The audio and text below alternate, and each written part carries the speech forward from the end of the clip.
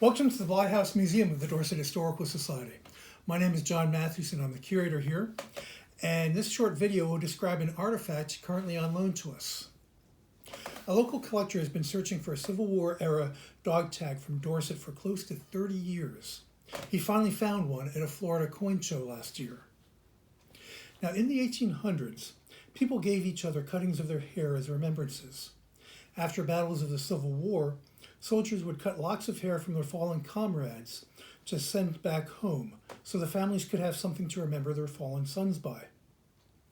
The carnage of the Civil War was so great, however, and the impossibility of identifying decaying corpses so difficult, that other methods were needed. Some soldiers had their names and addresses written on pieces of paper that they kept in their pockets. Sutlers, or merchants who followed the troops, also began selling sturdy metal coins that soldiers could hang around their necks in order to be identified. These discs usually contained the soldier's name, regimental company, and hometown. The discs were expensive, which is why they were hard to find. This disc belonged to Burns H. Roberts. Born on June 21, 1841, Burns was the son of Ethan and Harriet Roberts. Ethan worked as a laborer in East Rupert before buying farmland in Dorset on Danby Mountain Road. In 1862, 21-year-old Burns joined Company C of the 14th Vermont Regiment, which consisted of nearly 1,000 men, primarily from the Manchester area, including 26 from Dorset. The men signed up for 9 months of service. Company C assembled in Brattleboro and was sent to defend Washington, D.C. on October 21st.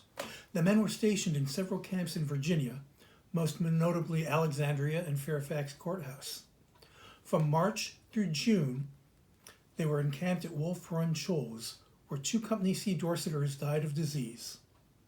Michael Hanlon on April 23rd and Edgar T. Sexton on June 24th. On June 25th, the Company C volunteers started their march to Gettysburg, Pennsylvania, arriving at night after the first day of battle. The next day, July 3rd, 1863, they fought back Pickett's charge. One Company C Dorseter, Thomas Burns, was killed in action that day. After Gettysburg, they spent 2 weeks chasing General Robert Lee's army deeper into the South. Their tour of duty was ending, so the company was shipped north. On July 20th, they arrived in New York City, where they were asked to help quell the ongoing draft riots.